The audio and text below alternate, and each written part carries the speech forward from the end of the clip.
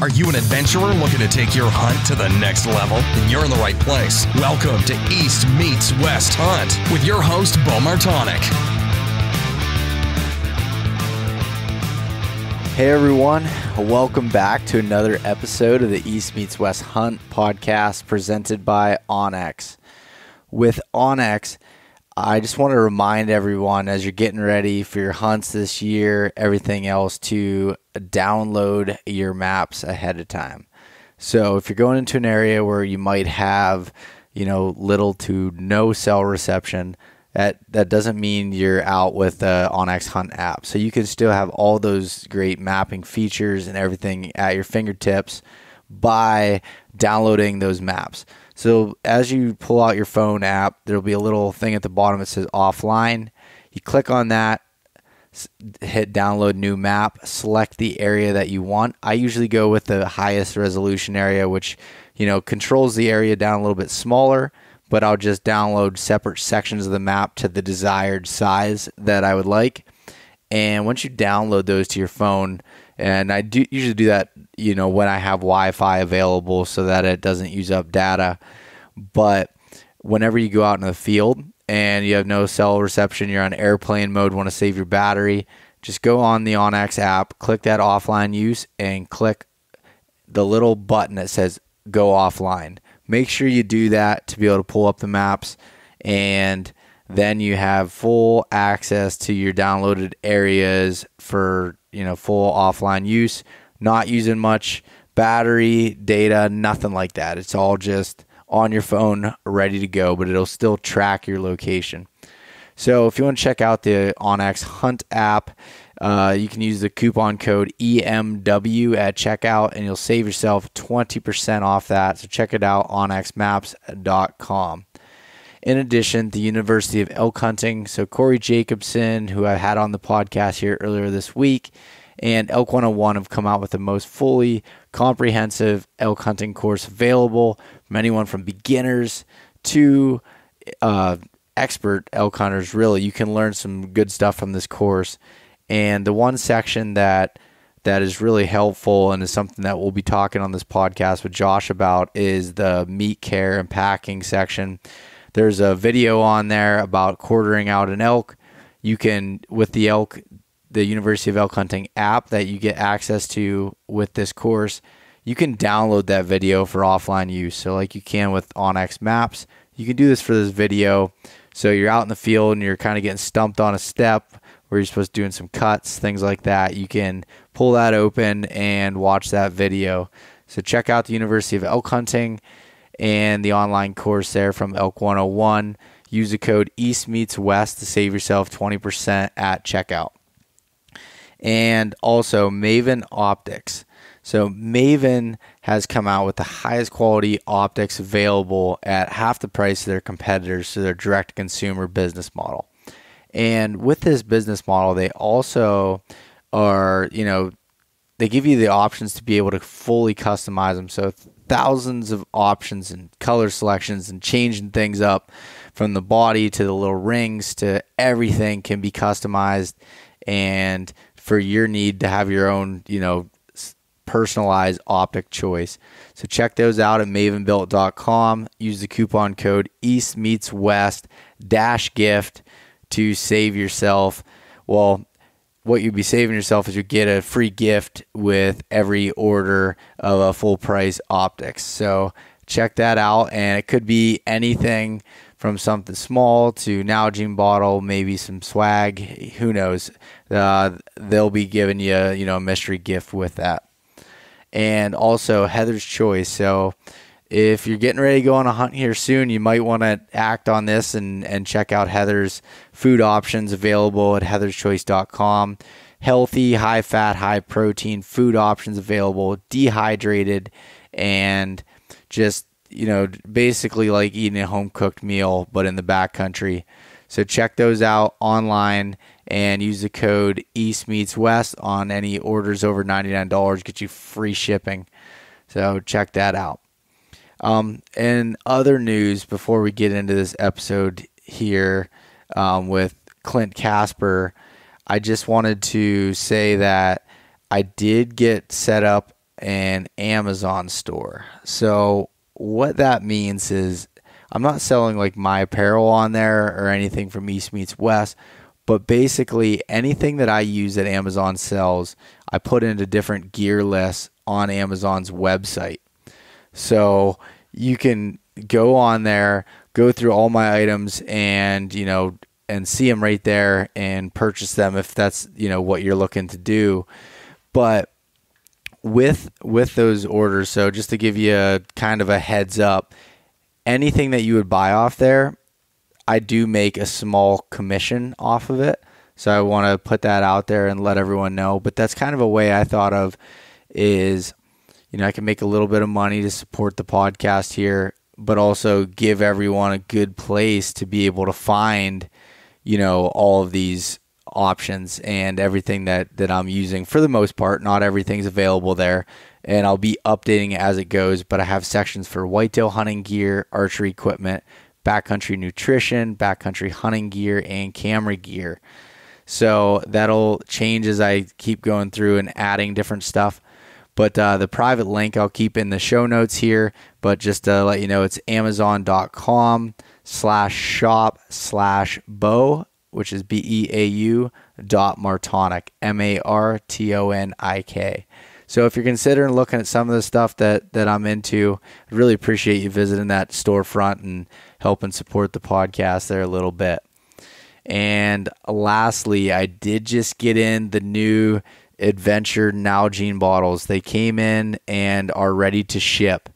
So they turned out pretty awesome. You can check them out on the website, eastmeetswesthunt.com/shop. And from now until the beginning of next week, you can use the code September is calling and save yourself 20% off anything that you buy off the website. So it's the largest deal discount that I've run to this point. So check that out. It's only going to run for a few days, but I want to let everyone know those are up and available. So check that out. All right, enough talking here. Let's jump into this podcast here with Clint Casper. Clint Casper, what's up, buddy? Oh, my man. Not much, man. Gosh, it's been a little while since we've jumped on and hit record. Been too long. Yeah, the last time you were at my house, and it was back in, I think, March, and we did a little scouting together, and I haven't seen your lovely face since then. Yeah, that was that day what did we find? Like 16, 17 singles, we found 3 match sets and then a bunch of singles. That was like probably the best day of elk shed hunting I think I've ever had. Hey, we told everybody we didn't find any. We can't be giving out our secrets here, Clint.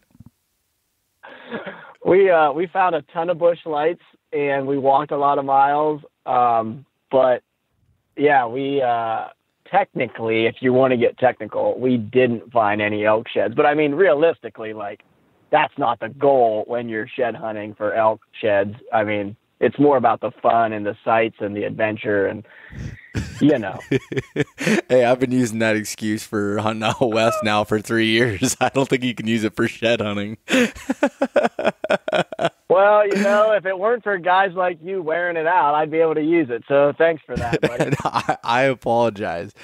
So, Clint, before we start getting into our normal conversations here, don't get too long-winded, as I know you can, but give a brief introduction as to yourself and for anyone that's new to the podcast since the last couple times you've been on.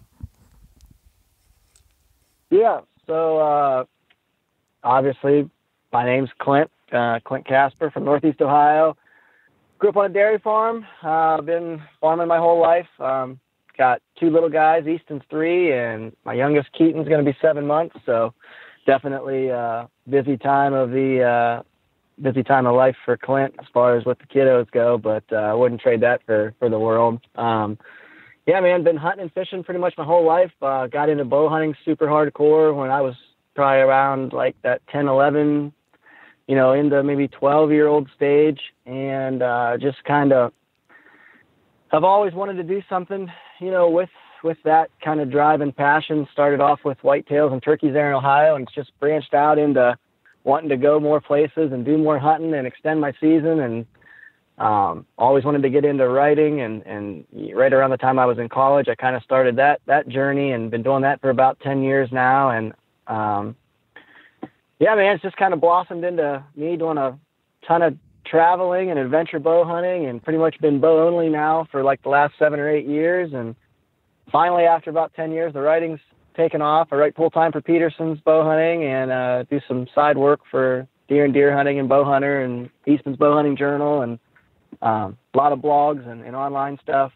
Working Class Bow Hunter and Bow's blog there on East Meets West. And so yeah, that's kind of the rundown. Just a blue collar guy that loves to bow hunt and loves adventure, and travels all over the place, aimlessly all over the West, looking for a mule deer, which I haven't been able to capitalize on yet, but that's going to change this year.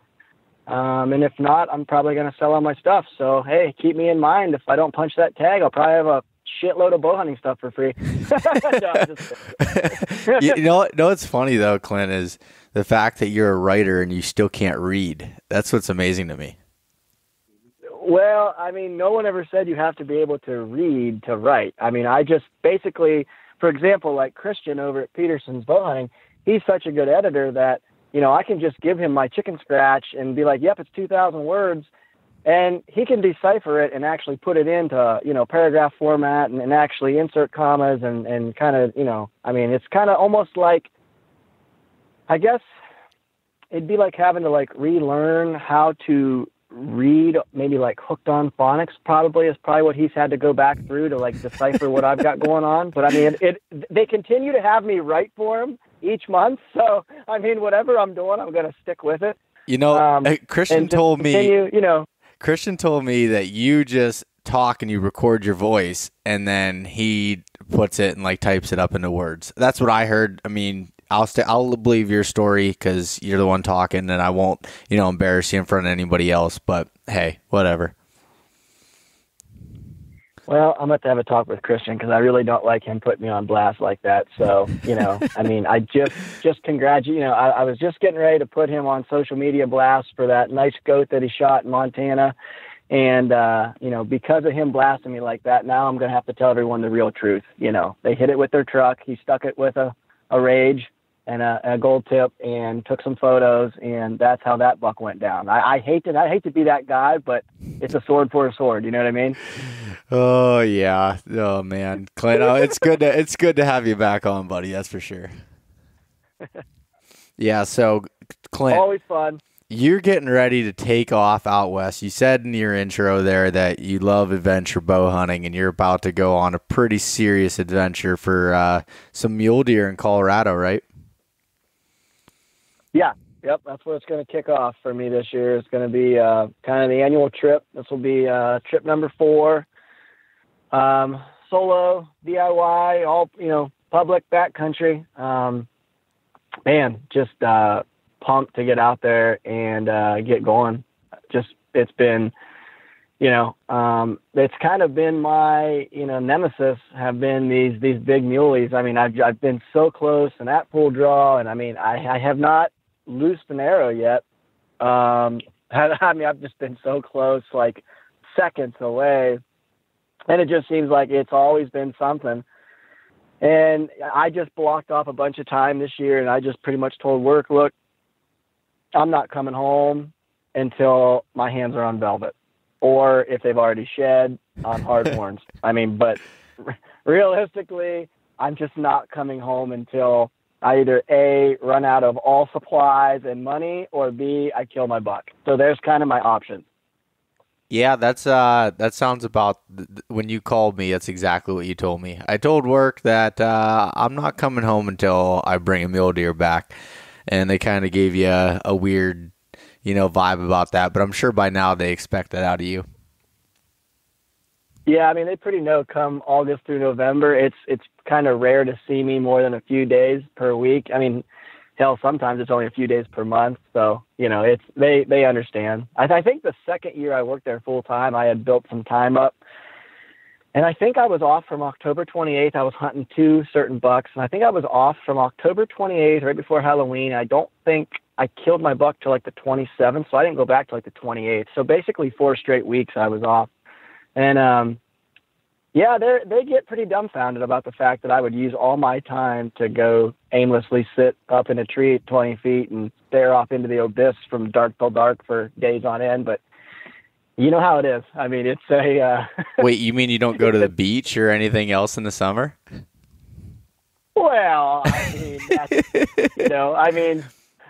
technically, there are a few pretty cool lakes that you could say, sort of resemble like a small beach that's up in the high country of Colorado that, you could have a beach party up there if you put some sand and, there's rocks, there's water.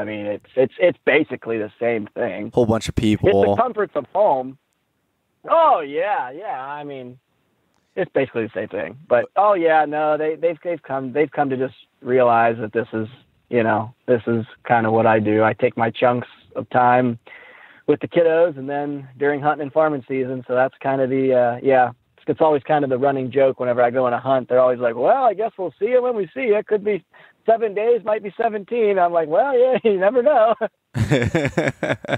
That's great. And with your job, you're basically, when you work overtime, you're able to comp time to be able to take off. Is that correct? Yeah. So you get,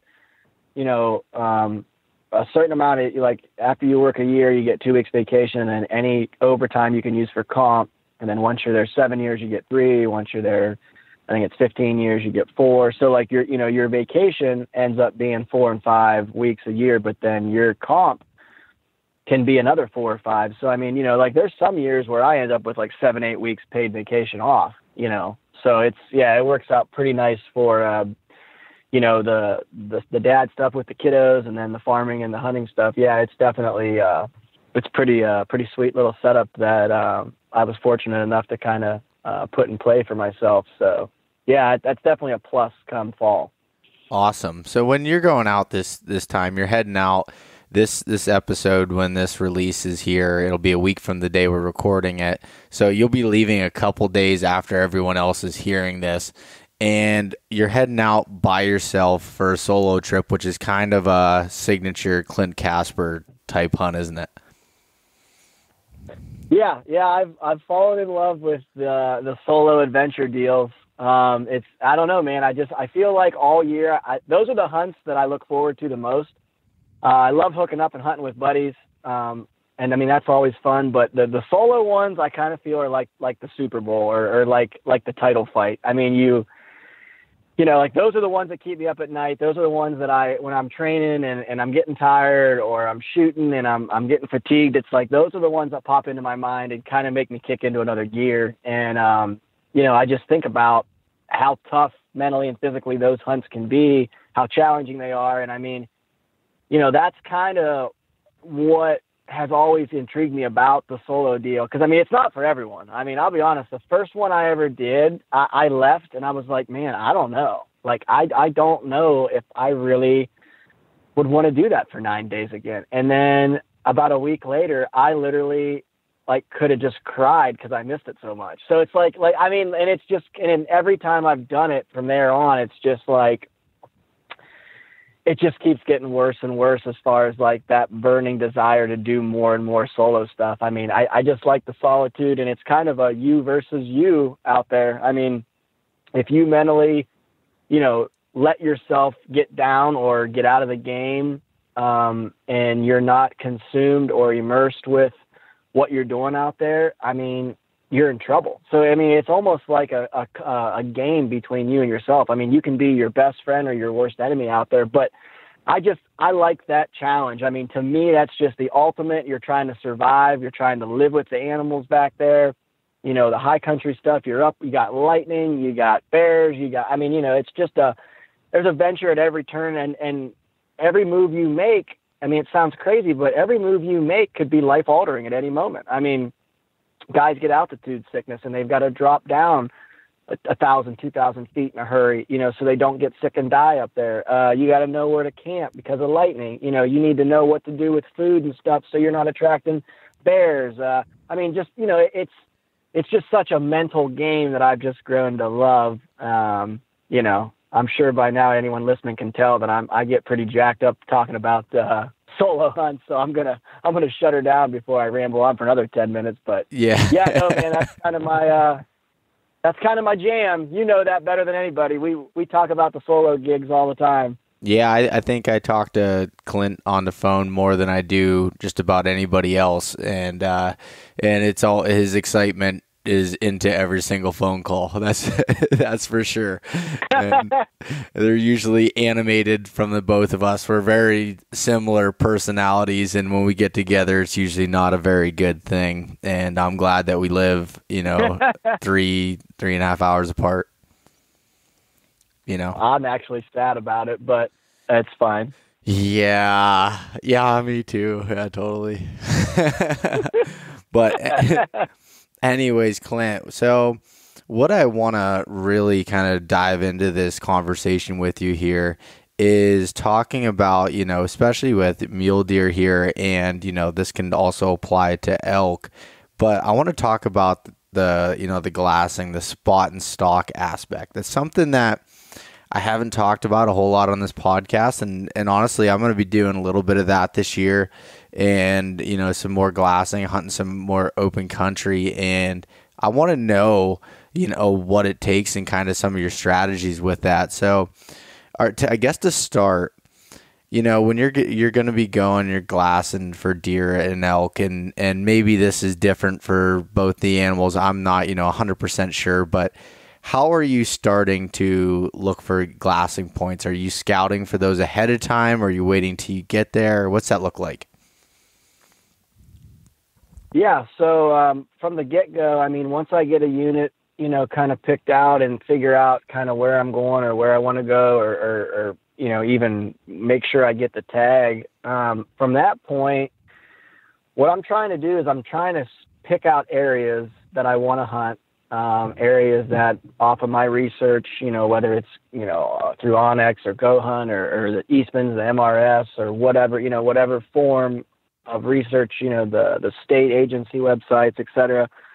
Once I figure out kind of the areas that I want to be in, then I usually I'll print out I'll buy like a National Geographic, like a big waterproof map, and I put a mark on that right off the rip with like highlighters, like the areas that I want to focus on. And then from there, a different color would be points, like high points or points off of like, say, you can use like the overlays on Onyx or Google Earth and really get a good bird's eye view of spots that look like they would put you in good glassing positions. Now, everything's always different whenever you get there and you get on foot. So some of these spots that I pick out aren't going to be as good as what I thought. I'm not going to be able to look into a drainage as well as I thought, or sometimes it's, well, that spot might be okay, and then you get there and it's really awesome. So, but this kind of gives me a rough idea of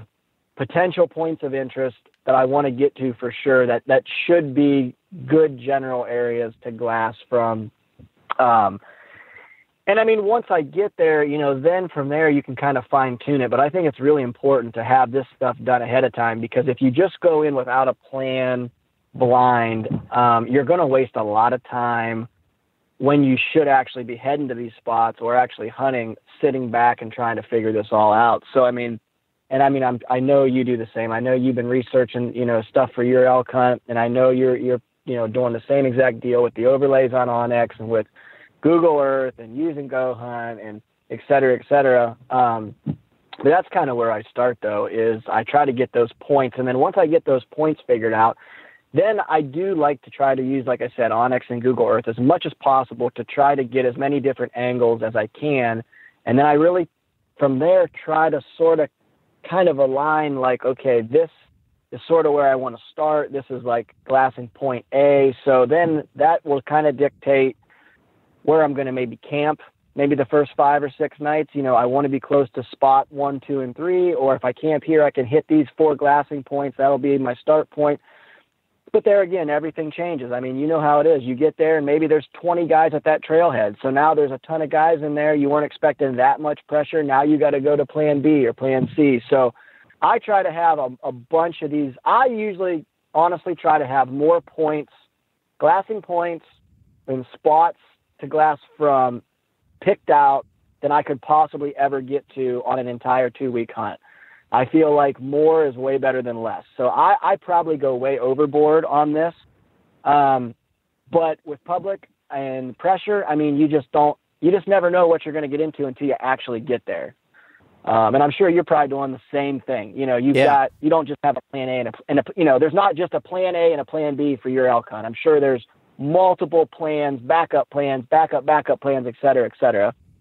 Yeah. I mean, that's one thing that I've learned, you know, with that is even before, you know, one mistake I'd make, even though I had like a bunch of places that I had, you know, planned A, B, and C, they were all within like one section, like a mountain range.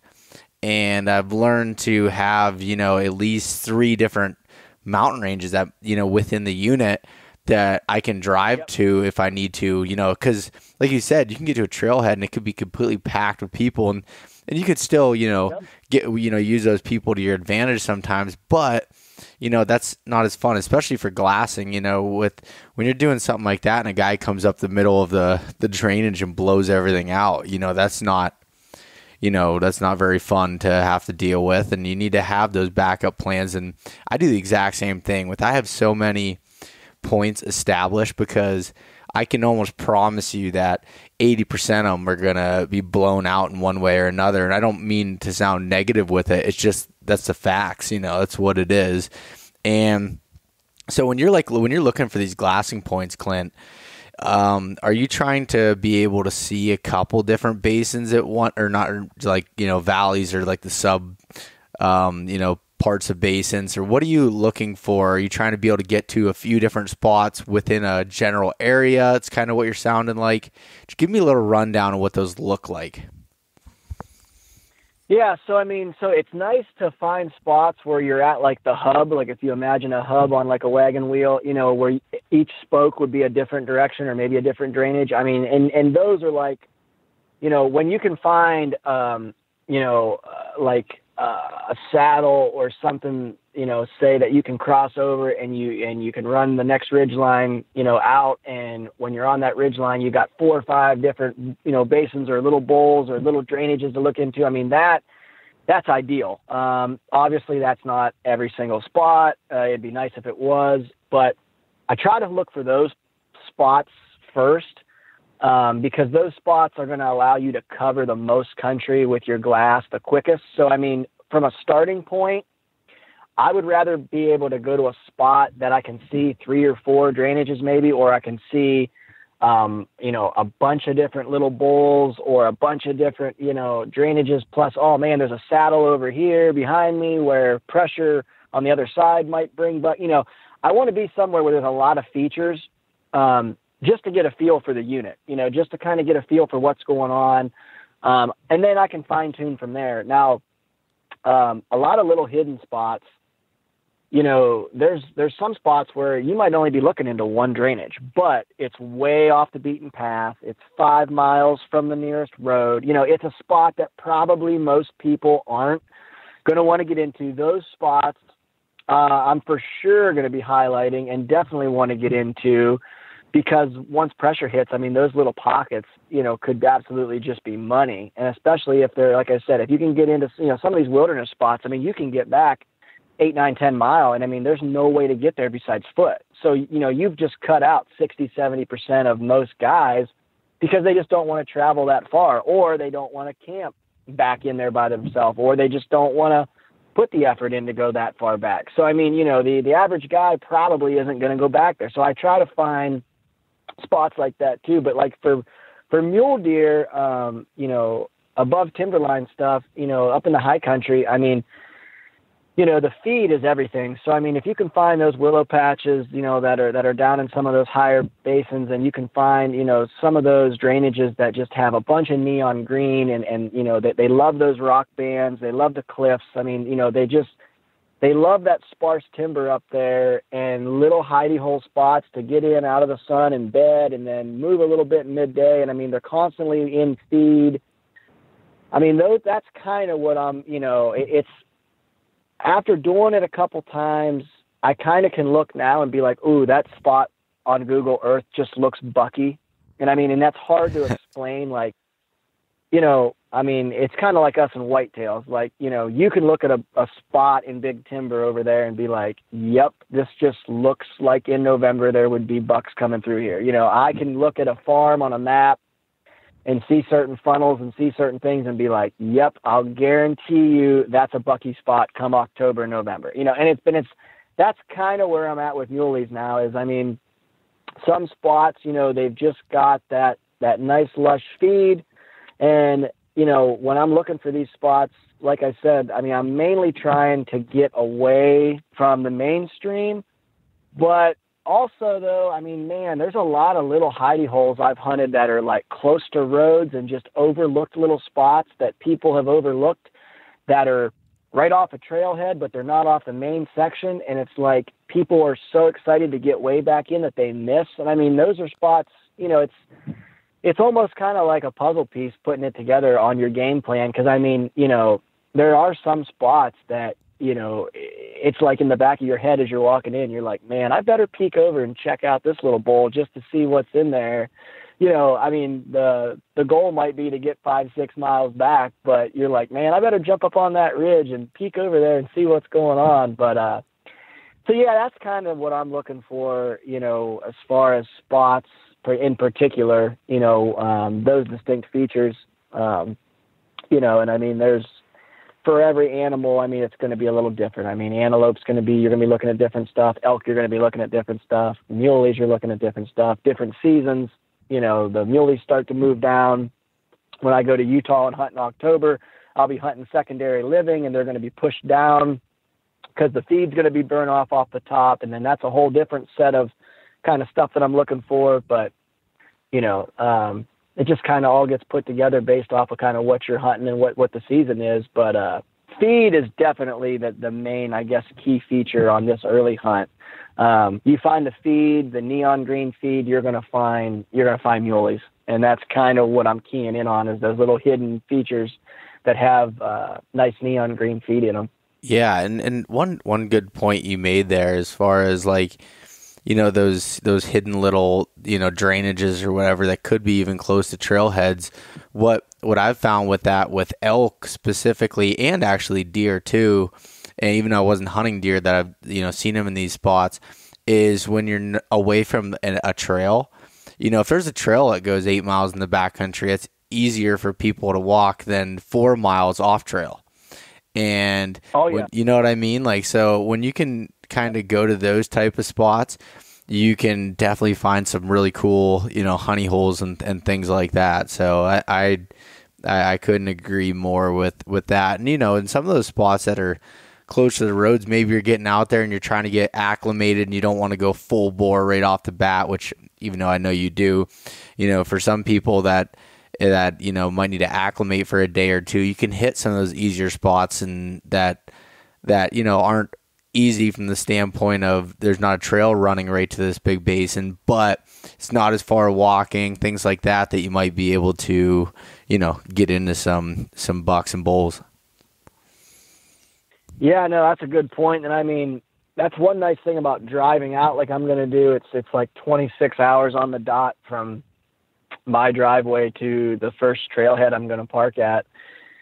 Is as you're driving out there, you're sort of getting acclimated to it. I mean, I'm here at like 800 feet and I'm going to end up at 13, 14 hunting. So it's quite a big jump, but the driving helps. But yeah, like that's a good point that you made. My first 2 solo deals were in Colorado and they were high country. It was, there was 14ers, 13ers all over the place as far as peaks.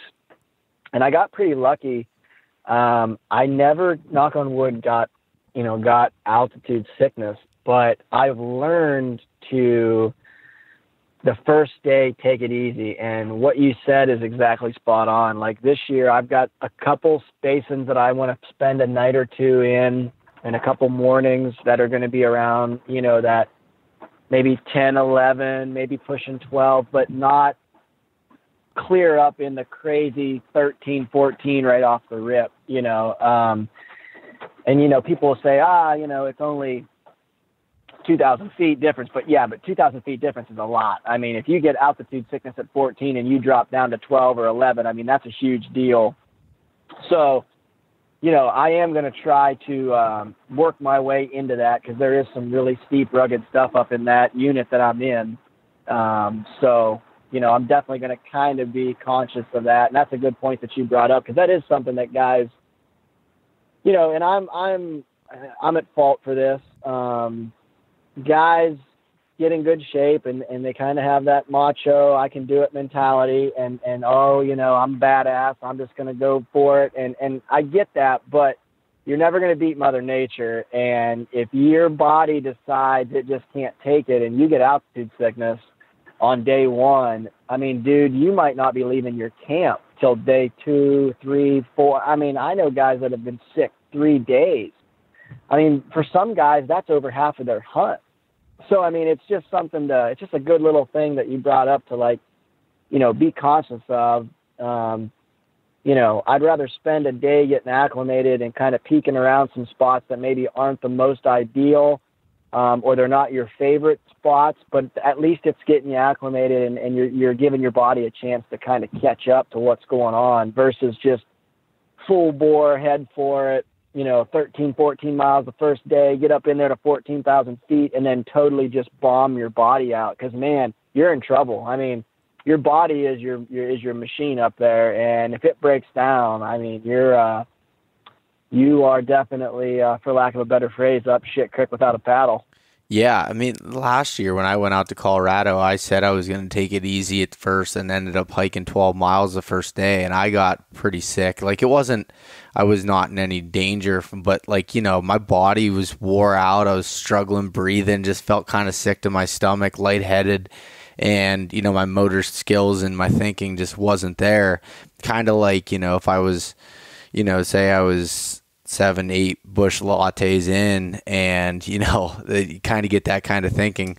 And I this year the plan is, I have a 30 some hour drive, and there's 3 of us. We're driving straight through. We'll get there at night, and the first morning, honestly, we're probably gonna glass. There's some spots we can glass from the road, and drive up and down a little bit, trying to see where some of the people are.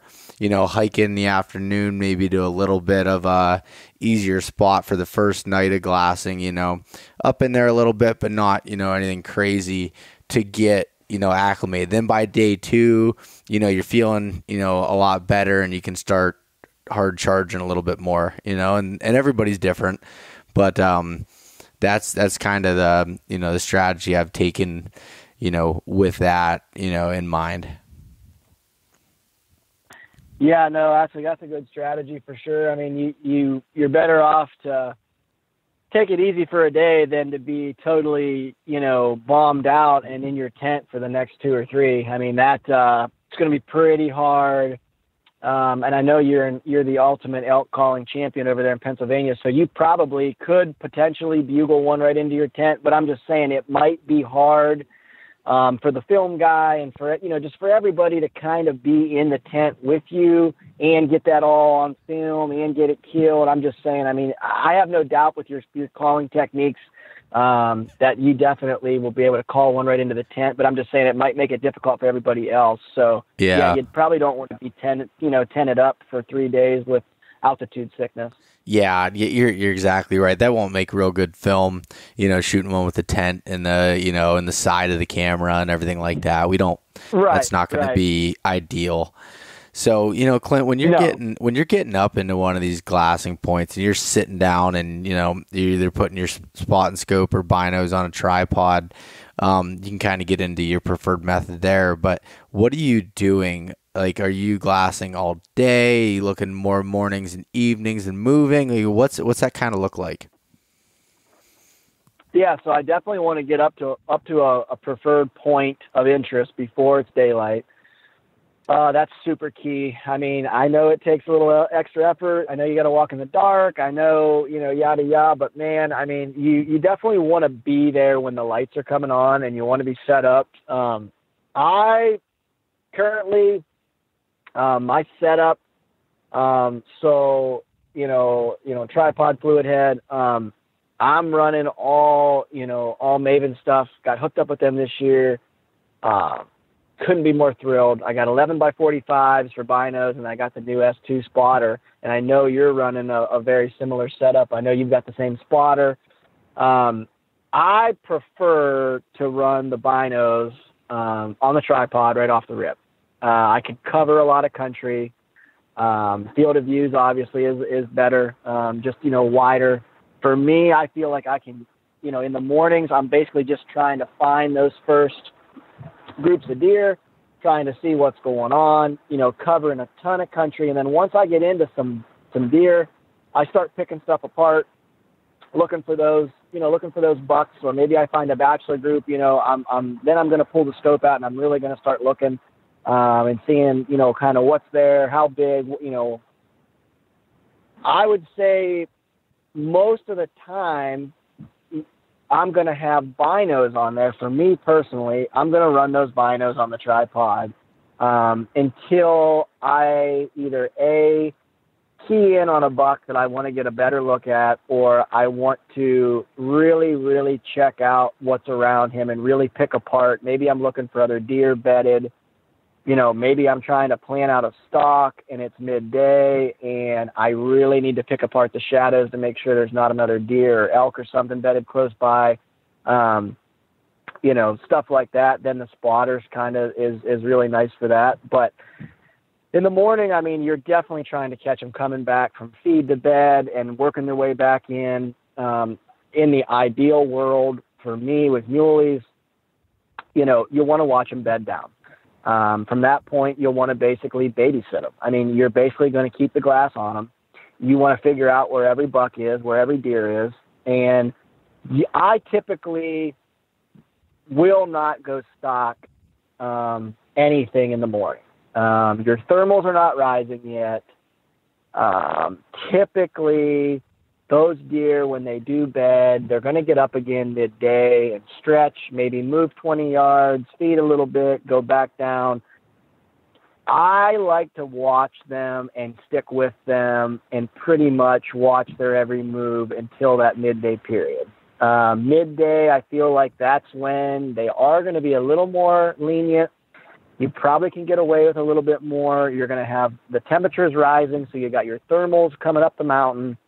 I usually like to always try to drop down in, whether it's an antelope, an elk, a muley. I like coming in from above and dropping in on them. So that rising thermals and rising temps usually always is going to be, more helpful for me, obviously, in the midday, when the temperature is coming up and the thermals are going up, versus the morning when you still got that downfall.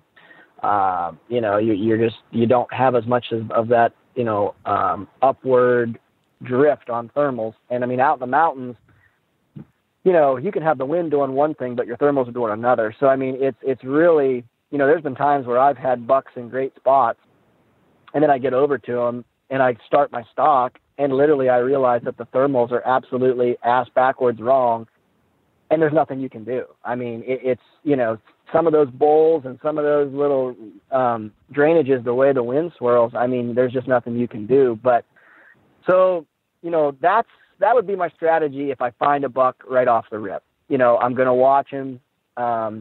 He would have to be in the most absolute perfect spot for me to go right in after in the morning. It would have to be a spot that I could get to quick, and I could drop right over a rock outcropping and he's straight down from it, or something to where it's like a once in a million type of spot that you absolutely just have to take your chance. But typically that's not going to be where I'm going to put my money. Now, if I don't find something, let's say I glass all morning, just not finding a buck to go after, or maybe I'm just not getting into deer. Typically I'm going to move for midday. I'm going to go to another, and this could be a mile, maybe it's 2 miles, maybe it's 200 yards. I'm going to go to another vantage and get a better look at what I was looking at from a different angle. If I feel like there's deer in there that I've missed, I'm going to just get a different angle. If I feel like I covered all the deer in it and just didn't find anything big enough to go in after, at that point, I'm going to say, okay, I'm going to go look at a different drainage, and I'm going to go somewhere different, set up for midday, and I'm probably going to be there till dark. So I'm basically going to go to another spot and I'm going to plant myself, and I'm going to start glassing from that point on. Midday, good time to have the spotter out. Shadows, man, some of those avalanche shoots right off the edge, tucked in against the rocks. I mean, I try to, in the midday, you're trying to catch a buck either standing up to feed or stretch or get out of his bed and go, you know, on a ship break or a piss break. So the spotter is nice at that point to just, you know, maybe it's an ear flick. Maybe it's just you catch a glimpse of velvet through the trees. I mean, all those little spots that look like a buck could be bedded. In the midday, I try to look at all that stuff. And honestly, midday's rough. I mean, midday with elk and muleys can be super, super boring because a lot of times, you know, the action slows down, stuff's bedded. So I really try to play like a little game with myself as far as trying to pick apart those hidey hole spots. And by running that spotter, it really makes me focus in. And it honestly kind of makes the day go by quicker to have a plan of attack. Like, okay, I'm going to pull the spotter out and I'm going to check every one of these little shadowed spots along this rock outcropping. I'm going to check every one of these little patches of timber that's got shadow in them right now where it's nice and cool and a buck could be bedded. I mean, that kind of keeps you from wanting to go back to camp and take a nap. And I just can't stress that enough. Like, don't spend half your hunt walking back to camp, take a nap, and then you walk back. I mean, you've missed so much by doing that. And I mean, I know sometimes it is nice to go back and have a little siesta back at camp or whatever, but man, oh man, like, you know, set your alarm, take a 20-minute break and get off the glass and take a little nap or a little snooze while you're up on the mountain. But gosh, man, you know, going back to camp, I mean, it's just such a double-edged sword because most of the time you go back and you just don't want to leave for a few hours. And then by the time you get back, it's like you've wasted 4 or 5 hours of time that you could have been glassing new spots or checking other spots out. I mean, midday's a great time for that. And hopefully you find something that you're looking for come evening. And then in the evening, I mean, you know, there's times where it's great times to get ahead of a buck that's feeding out, and you can get ahead of them and try to intercept them as they're getting out of their beds and taking off. I mean, you know, there's a lot of plays that can be made in the evening time. Or sometimes what I do is I just watch, and I try to figure out, okay, here's where he's going. This is what he's doing. Tomorrow morning, he should be heading back into this spot. I'm going to go over here a little bit closer and grab that vantage. I mean, a lot of times in the evenings, I'll start making plans for in the morning what I'm going to do. Maybe I don't spot a buck till right before dark, and there's just no way I'm going to get to him in time. At that point, I'm going to cross out putting a stalk on, and I'm just going to start taking like little notes, like in my head, just mentally putting together a plan for tomorrow morning, where I should be, what I need to do to maybe get back on this buck. So, you know, not every glassing session are you going to use it as potentially you're trying to find a stalk. I mean, sometimes you literally need a couple days of glassing just to figure out what these bucks or bulls are doing. But like I said, it's pretty hard to glass from inside the tent. So I can't stress that enough. You know, stick out there, you know, have some snacks with you. If you need to take a little nap midday, do it up on the mountain. But yeah, I mean, the going back to camp for 3-4 hours, I know it's so appealing, but you know, gosh, just don't get in a routine of doing that. Yeah, no, I get what you're saying. Like you said, you can take a little nap, you know, up on the mountain. Maybe it's not as comfortable as your sleeping pad, but I'm promising you, if you're tired enough, you'll sleep wherever. At least I can. Oh, absolutely. Yeah, for sure. No doubt. Take a little 20, 30 minute. And, you know, it's nice to give your eyes a break. I mean, you know, there's days where I'm behind the glass 5, 6, 7. I mean, it's rough. I mean, even with, I mean, I absolutely love the clarity and love the, you know, the crisp, sharp imagery and the clearness of those, the Maven optics that we're running. But even still, your neck, your back, I mean, it's nice to just take a break from time to time and get off the glass, lay down. You know, I always carry, it's a little pad, Climate makes it. I think it weighs like an ounce.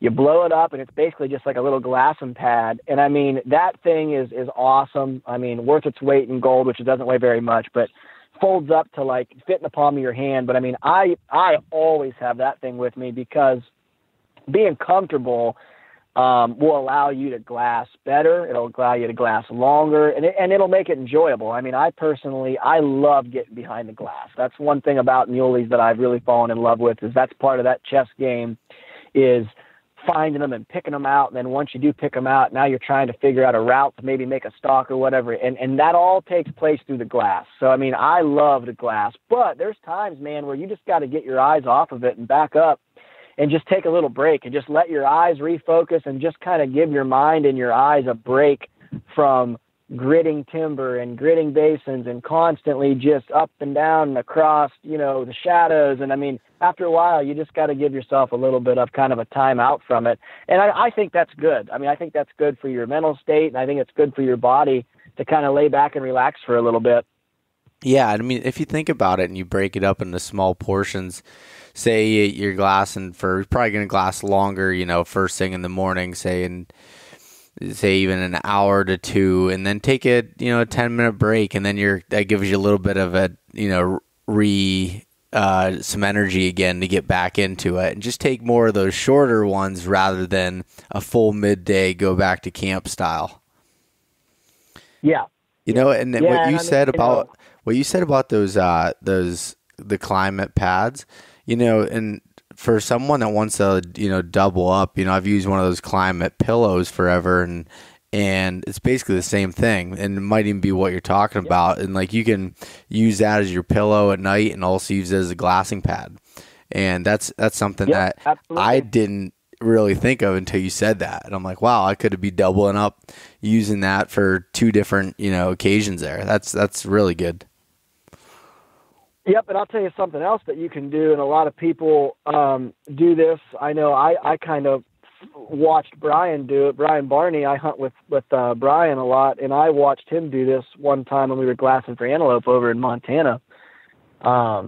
He's always got his puffy, his sick Kelvin Light hooded puffy with him, and he pulled it out, and I'm like, in my head, I'm thinking, man, it's not really that cold, and we're not in the wind. Like, what's he doing? And he folded it up and sat down on it. And I'm like, well, shit, why didn't I think of that? Like, what the hell? I'm like, that's a great idea. Like, you know what I mean? I mean, that's another, you can lay that thing out, man, and kind of fold it in half. And I mean, then if you got like your climate pillow or pad, put that on top. And I mean, oh dude, like, I mean, it's freaking great. I mean, that's about as comfy as it's going to get, glassing up there. So, yeah, I mean, glassing's huge. And I get a lot of questions on,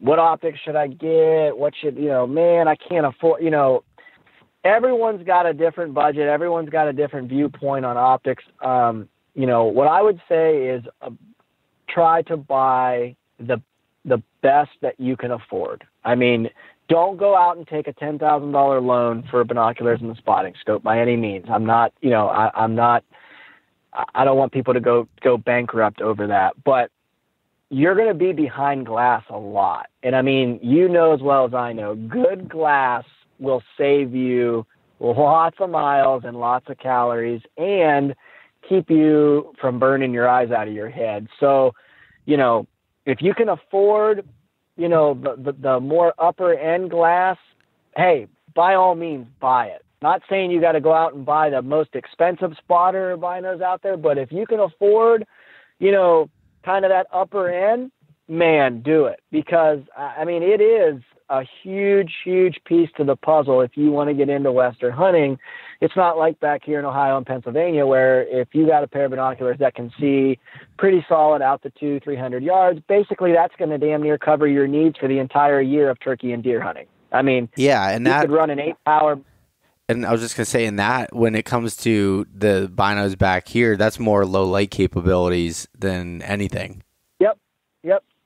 Yeah. I mean, you could run an 8-power, an 8x40 the entire year here, and literally you'd probably be almost overkill with that. I mean, you really wouldn't need anything bigger than that.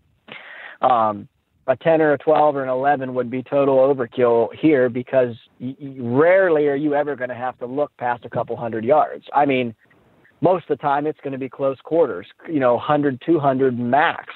So, I mean, with the rolling hills and rolling fields and timber around here, I mean, hardly ever am I having to actually really use the capabilities of, say, those 11 by 45 Mavens that I've got. I mean, it's total overkill. It's awesome to have them, but by no means is that size needed here. But you go out west and get into Montana, Colorado, Wyoming, Idaho, etc., where you're looking, mile or more away. Oh yeah, I mean, at that point, that's you definitely want to get what you can afford. And I can't stress that enough. Good glass is invaluable when it comes to setting yourself up for success out there. And I know you feel the same, because we both pretty much run the similar setup for Maven and whatnot. And I know you're just as pleased with that as I am. So, I know you're right there with me. Yeah. I mean, the only difference is you're running the 11 by 45s. I'm running the 9 by 45s. So basically the same thing. And that's what's nice about those B2s that we're running, is the wide field of view. And I mean, that's super nice. And I mean, you can run, for a lot more open country, you can run 15s and some of those bigger ones. But, and I'm going to speak from limited experience here, so bear with me, everyone. But I like a little bit of a lower power, and like the 9 or 11s or 10s, something in that range, because you get that wider field of view. And then I can carry a lightweight spotter. Like that S2 spot and scope weighs the same as those B2s, do. And then I can really get in detail if I'm looking for size or anything else. But for the most part, if I'm trying to tell there's a bull out there, there's a buck, something like that, you're going to be able to tell that and cover more country with your eyes than if you're in a smaller field of view, because it's, basically magnified more. Yep, absolutely. Yeah. So Clint, all right, go ahead. No, I was just agreeing with you, Bo. That's a good point. And I mean, I kind of feel the same, for versatility, for bang for your buck, it's hard to beat that 9, 10, 11, even maybe a 12 power in that range right there, because it's still fairly compact, not a ton of weight, not super big, still fit in a bino harness comfortably. So no, I was just agreeing with you. I think that's, I kind of have the same feelings as far as that setup that you were just talking about. Yeah, and so you did cover a little bit earlier about, the actual stock when you're going in, as far as when the thermals are more consistent, that midday type, setup, not as much in the mornings, where you're still getting somewhere, maybe the open country, the sunny hillsides, thermals have switched, but you get into some of those shadow areas, the darker timber pockets where it's coming down and, right on the edge, it might be swirling. You're waiting to that midday type stuff. But, okay, so dive into that a little bit more with your actual stock. And this is kind of a loaded question, but are you ever and I guess this is probably more with elk, but are you ever trying an ambush style where you see them, a day or two, you see them coming out of this spot, going to this area, you ever trying to move in closer for that, or are you waiting for them to bed to go in? Yeah, I mean, it's kind of situational, and sometimes you've got to sort of take a gut feeling guess and kind of go with what you've seen maybe prior, or what you think that they're going to do. But as far as the stocks go, I mean, the classic stock for me would be, you find a buck in the morning, you watch him bed, 10:30, 11 o'clock, he gets up, he beds down again. Now he's probably going to, stretch, take a piss, maybe take a shit, grab something to eat, and then bed back down. And then he's probably going to be held over now until that mid-afternoon or into evening time. So at that moment, from the time he bedded in the morning till now, I would have been sitting there for those couple hours already making kind of a plan of attack. And what I like to do, and I've learned this off of Brian and our good buddy Dan Hebron, I'll pull my cell phone out and I will take pictures of the scenery, of what I'm looking at, and I will mark where the buck's bedded.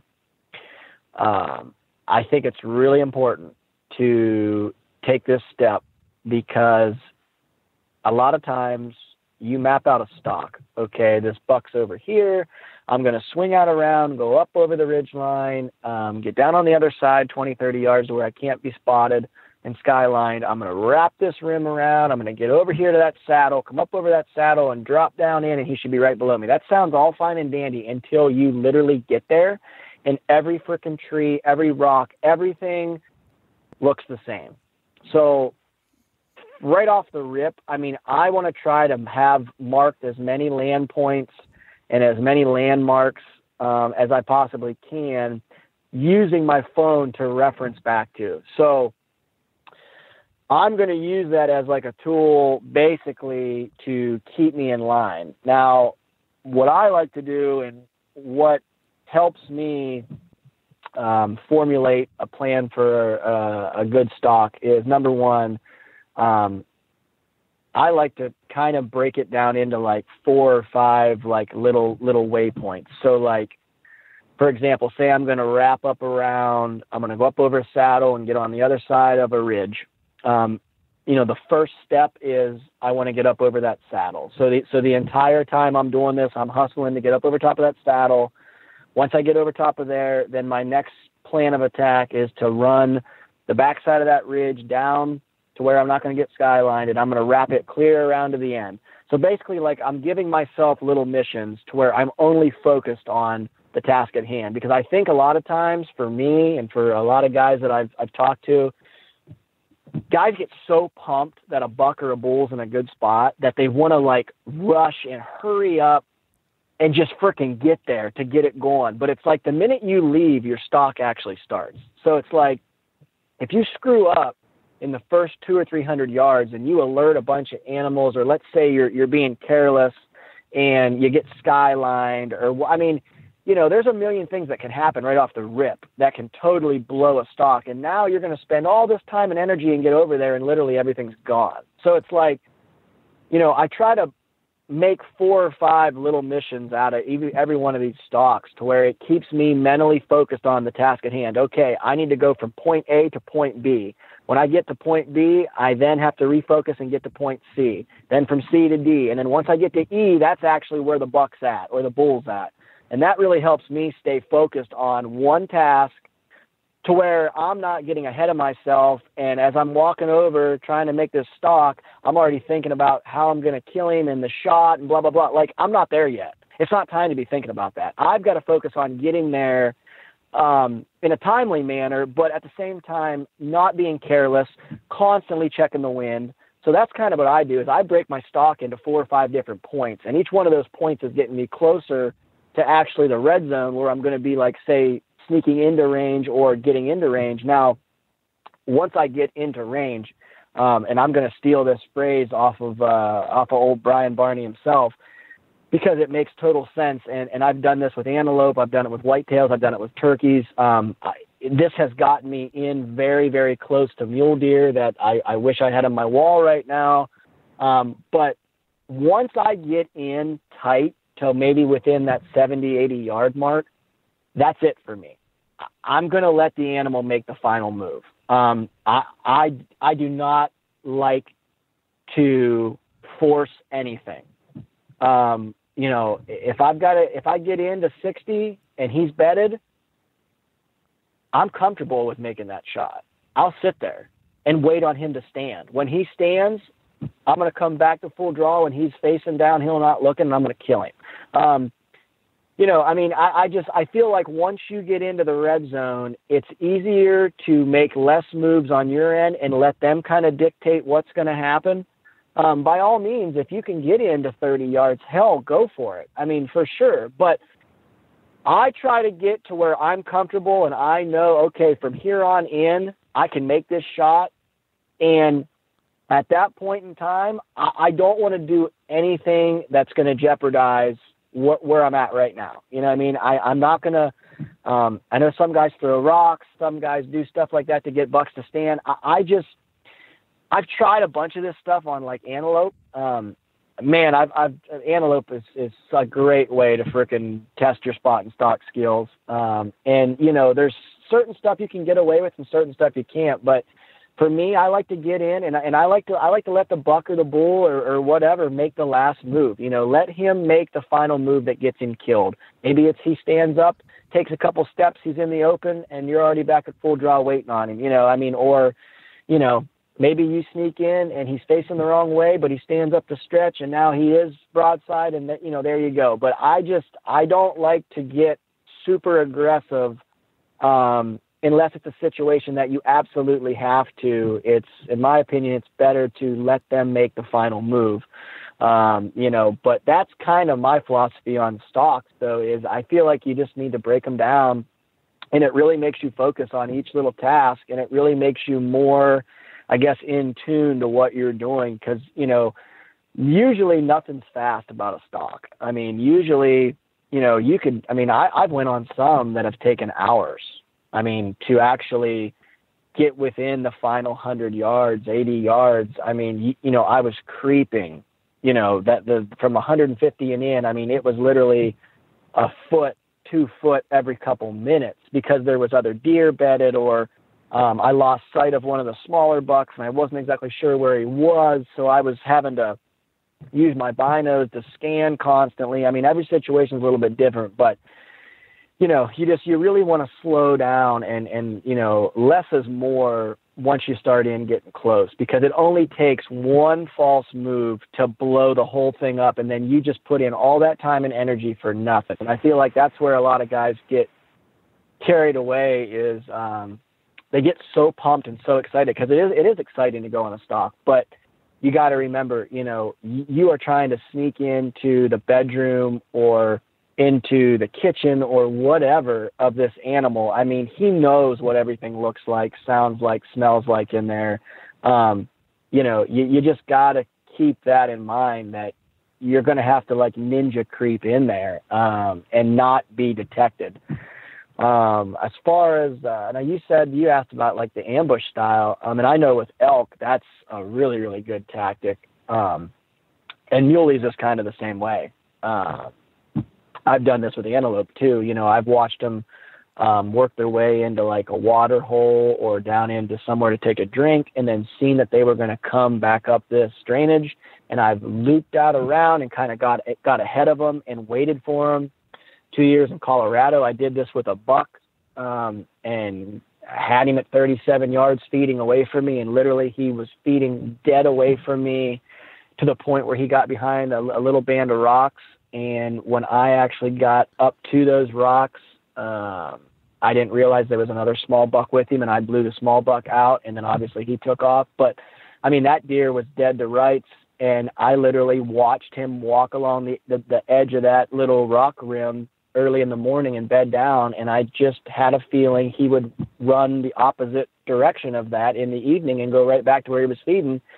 And sure as hell, man, that's exactly what he did. I mean, it was just one of those unlucky situations that he fed away from me at 37 yards the entire time, and then got behind rocks, and I lost track of the small buck, and I basically forgot the small buck was even there and didn't get to kill him. But that right there was a perfect ambush scenario. Based off what I saw in the morning, I basically just waited on him in the afternoon and in the evening. I mean, he fed right into my lap. I mean, you can't ask for anything better than 37 yards. It just, all I had was the old Texas heart shot. And I just really didn't want to take that on a 185, 190 inch muley buck. So yeah, I don't blame you there. There's a couple of things I want to kind of pick apart that you were talking about. And so when you're finding these points to go on the stalk and you're, you know, picking out 4 or 5 locations, are you marking them like on your Onyx, you know, your app, so that you can go to those points? Yep. Okay. Yeah. Oh yeah. Yeah. I'm going to mark them on Onyx or on the picture that I took before I ever even leave. I'm going to kind of mark kind of the path that I'm planning on taking. Just so that way in my head, it kind of gives me a picture of what I was looking at before I ever leave. You know, like I said, you can kind of refer back to that then. And by no means is this going to keep you 100% on track, but it's going to get you in the general areas that you're wanting to get to to close the distance and finally get to your final destination point where you're now within, the red zone of a buck or bull or whatever you're after. So yeah, no, 100%, definitely marking kind of my route or my bread. I guess it'd be like a bread trail or a breadcrumb trail that I'm going to be using to get in on this stock. Definitely marking that stuff out just for reference purposes. Okay. That's kind of what I figured. But, and then the next step is like, say you're moving in and you're getting in that red zone that, 120 yards and so are in. Are you doing anything like taking off your boots and going your socks? Are you staying in your boots? Did you do anything different there? So for me, it's all kind of situational. I mean, there's been times where I've taken the boots off. I here the last 2 years have ran. I've been running the Crispy Thors, which are basically almost like a tennis shoe with Gore-Tex, and super light. I can feel the ground really good. So for me, man, there's times where I feel like I'm going to be in stuff that it will be quieter to lose the boots. Usually when I hit the red zone, I'm going to drop my pack. You should mark where that's going to be at, or potentially even take a picture of where that's going to be at. I have left my pack and spent 2 hours searching for it. Definitely want to be aware of where you're dropping your stuff. I typically like to drop everything in one spot. I don't want to take my boots off and then go 100 yards and drop my pack, etc. So, but yeah, there are times where you have to be as quiet as possible, and it is going to be quieter to run the boots off. But those boots, honestly, I don't think I took them off once last year. I really, really, really can be super quiet with those on. And sometimes you're in rocks. Sometimes you're just in junk that you can't take your boots off because you'd literally just, take the risk of slicing your feet in half. So, it's kind of situational, but I'm definitely going to drop my pack, and I'm going to drop anything that I don't absolutely need, just for the simple fact of I don't want branches or anything to catch my pack and brush against it. I don't want, any more movement. I want to be basically as light and as, flexible as I can be with just my bow in my hand. If I've got to go underneath the limbs, or I might need to belly crawl at some point, way easier to do that without having your pack on, and stuff on your back like that. So yeah, I definitely am going to try to basically be as minimalist as possible once I get into like kind of that red zone area where I know at any point in time it could be happening. Definitely am going to drop any extra gear, any extra item I don't need, including my bag for sure. I think one thing that you brought up so far in this episode about taking the pictures, I think that's such a takeaway, and that people should write that down or take a mental note or something, because that is so big. And dropping the pack is funny because I had that with a bull that bugled, and like I went into straight panic mode, and I basically took everything off. Like, I can't believe I didn't take my pants off. But I just dropped it, and I'm like, I know where this is at, and I went up, and I only went like 100 yards, and every tree looked the same. And my brother and I looked forever trying to find it, and I dropped my bugle tube like halfway through. Don't ask me why I dropped that. That was like a panic type thing, and I could have really used that. But anyways, like that is a really good point. Mark it on Onyx and then take a picture of it, because GPS coordinates will only get you so close, and then, and packs blend in and everything else, if it can happen, it probably will happen. So try to eliminate any of those variables. Yeah, no, absolutely. And yeah, I can't believe you dropped your bugle tube. What were you going to beat, bro? What were you going to beat the brush with? Because isn't that? Maybe I'm wrong. But isn't that kind of what you do? Is you beat beat the brush and then put the paddle up over your head, or maybe I'm thinking of moose hunting. That's probably what I'm thinking of. Well, actually, what I normally do is with the smaller bulls, I slap them in the ass with it, and then they take off to get out of the way so I can shoot the big bulls. So. Yeah, I wondered what you did. I wondered what the purpose of the actual bugle tube was, because I mean, I can't imagine that you actually bugle with that thing. I mean, any real elk hunter bugles without a call, so that's why I was confused on what. I didn't, like right now, Wayne Carlton would be totally frowning upon your tactics if you're trying to say that you're actually bugling with a call. I mean, that's kind of a specified way on elk. I mean obviously. But,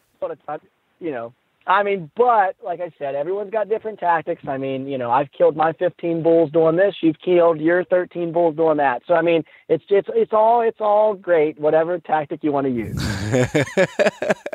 And I mean, they're basically a wiffle ball bat with the ends cut off, right? So they're meant for swinging and hitting things, and that is what it is. It's more of a weapon in case a bear or a cougar comes in. I mean, realistically, that's basically what you're carrying is just a club. I mean, Clint, I heard that you usually don't try to fend off the cougars; you invite them in. Well, I'm not gonna say that I'm gonna run from them by any means. I mean, Oh, I knew it was gonna go south at some point.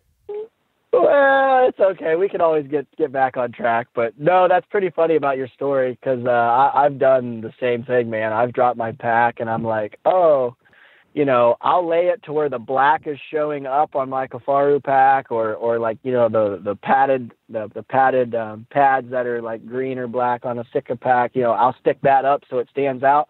Oh, it'll stand out for sure. And literally, dude, it blends right in. Like, I mean, like my Kafaru pack's got all black pads, and I'm like, oh, there's no way I can miss this. And I mean, I searched forever to find that damn thing, and I'm like, how is black not standing out? But I mean, it just doesn't. I mean, it's definitely something that you want to stay, kind of mindful of, is where you drop your stuff.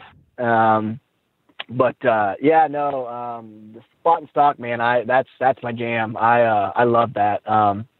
Man, if you want to get into spot and stalk and you want to have a fun hunt, chase an antelope around spot and stalk style. Like, there is nothing better to test your skills that'll humble you and really basically tell you how much you suck at spot and stalk hunting than to go chase antelope around. You and I definitely need to go do a hunt for antelope together. It would definitely be a ton of fun, and it's a hunt that the last 2 years I've been fortunate to tag good goats out in Montana. And this year I didn't even apply for that tag just because I wasn't going to have time. And man, oh man, I don't think I'll ever go another year without applying for an antelope tag, because it's killing me not having one. Just such a fun hunt. You get so many plays and so many stalks. And that's the biggest thing that I want to stress, before we close this out, because I'm sure we're probably getting close to that time frame that, that we always tend to run over on with these podcasts when you and I get to rambling. But it's spot and stalk is a tactic that, in my opinion, you're never going to totally master, but you are going to gain confidence in yourself and your abilities as you continue to do it. And the best way to do it is, unfortunately, to fail and learn from your mistakes. Maybe you didn't play the wind right. Maybe you forgot to check the wind in the final 10 minutes of your stalk. Maybe you stepped on a branch. Maybe you went too fast. Failing will ultimately lead to success. And that kind of holds true for anything, but especially this style. But I truly feel like if you can really gain confidence in yourself, any animal on planet Earth can be killed using spot and stalk tactic. I mean, not every animal are you going to call in. Not every animal is going to be applicable to hunt out of a tree stand or blind, or, some places you can bait, some places you can, etc. Spot and stalk is a tactic that literally, if you think about it, that can be done anywhere. On any animal, you can do that. But it's all about gaining confidence in your ability. And honestly, glassing is the same way. I mean, glassing is a great tactic to have in your pocket, and it's something that you've got to be good at.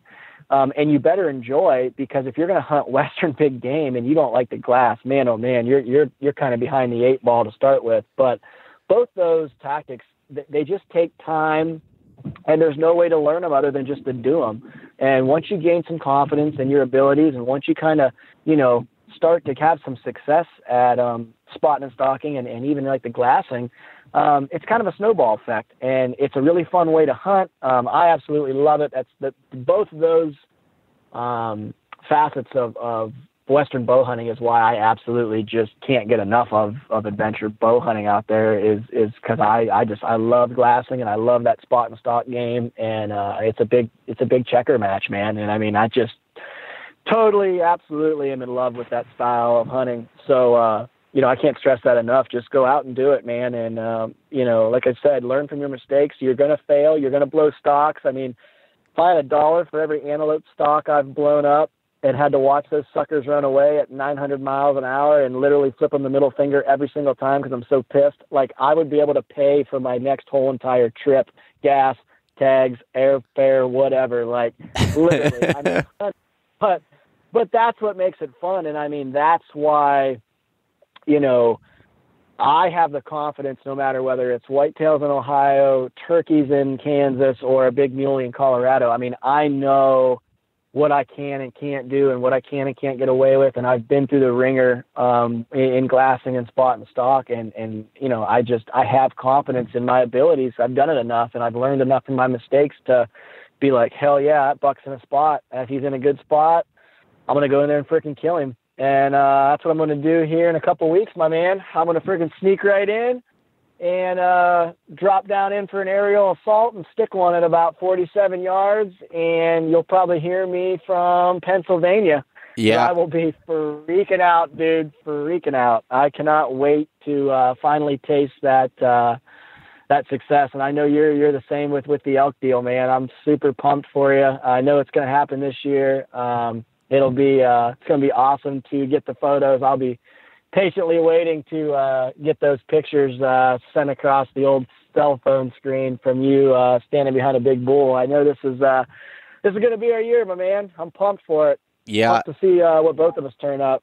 Dude, I mean, both of us, we've had this goal, and you and I, like I said, we talk all the time, and, you're just so extremely passionate about mule deer hunting, and you've, come so close and struggled with it and everything else. And it's been the same with me and elk. And I truly think this is going to be really a banner year, and I'm pumped on it. And I mean, we might as well call it out now, 100% success rate, I'm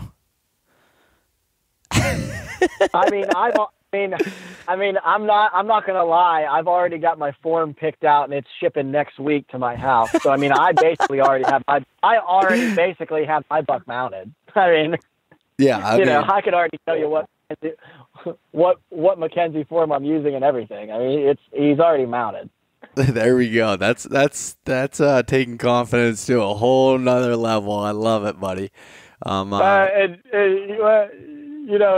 funny because I have people all the time that are like, they're like, man, don't you get nervous, like, knowing that a magazine's wanting this and companies that send you gear, they're expecting you to kill. And I'm always like, man, there's nobody that puts more pressure on me or expects more out of me than myself. I mean, I'm like that in every aspect of life. I know you're the same way. Like, nobody is going to push me harder than me. And I mean, I've just had my mind made up this year that it's just, I'm not leaving Colorado without a buck. Never once in my mind this entire year from start to finish have I thought, well, what if I don't punch that tag? I mean, that's never even entered my mind. I mean, it's just one of them deals where, nobody is going to put like pressure on me because myself, I put the pressure on me. I mean, I am my biggest critic. I'm like, look, man, you got to get it done. I mean, it's the bottom line. There's nobody driving me more than myself. And, I think that's why, kind of, you're the product of the people you hang out with. And I know we've talked about this before, you know, it's fun to see you like that with elk. You know, Brian's like that with everything he hunts. I mean, you know, our good buddy Dan, you know, I mean, there's so many guys that I've gotten to be really good friends with that we all share that same burning passion and that same drive, and nobody pushes us harder than ourselves. Like, yeah, there's times where I see you're out hiking or you're jogging or you're biking or you're doing something and you'll snap me, and it's like, it's motivating because you're out there grinding, and I'm like, oh yeah, man, I can't wait to go get my grind in later. You know, Bo's getting it in now, man, I got to make sure I get my, you know, we all secretly push one another, but like at the end of the day, nobody's pushing us more than looking ourselves in the mirror. And I mean, I've looked at myself every single day since last year striking out in Idaho, on a muley tag, and I just have been like, you know what? That's it, man. Like next year, there is no striking out. Like there's just no doubt in my mind. You're gonna kill a big bull. I'm gonna get on a freaking stud buck, and you know we've worked hard, and they're gonna be earned tags notched, and I'm just freaking pumped to get it going, dude. I'm jacked just thinking about it. Yeah, dude, I can't wait, and I don't remember, Clint. Do you use an inReach? Yeah. You do? Yep. Okay. You'll have to get me your number there so that I can text you and, you know, get some updates and everything. And same thing with, you know, I use the little inReach Mini, and we'll have to make sure that we're able to stay in touch, because I'm just as excited for you going on this hunt as I am for mine. So it's gonna be a good year, man. Yeah, I don't think the screen on that will probably show the entire rack of the giant muley I'm going to kill. The screen's pretty small on that one, so you probably should get maybe like the bigger version, because it'd be a little bigger screen, I believe. Because I just don't think my buck will probably actually fit. Like, I mean, you'll be able to see like me and maybe like the head, part of the body, but I don't think the rack will actually fit in that. Yeah. I'm just, you know, I'll probably have to break the picture into 3 separate parts, like the rack, then the body, and then like a picture of me, like a panoramic view. Bow.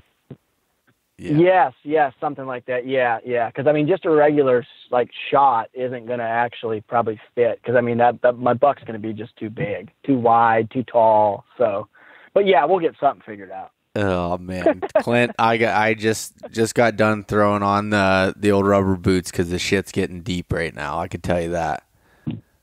Well, hey, confidence is key, and I mean, your 8x9 bull that you're going to kill is going to be huge as well. So I mean, I'll have the similar problem because I've got the mini as well. Well, I've got 3 years of tags that are in my dresser drawer that all those, you know, mediocre bulls I would have killed are going to add up to one giant one this year. That's just, I mean, that's the only thing that's going to happen. So, well, Clint, I do want to absolutely, it's going to happen.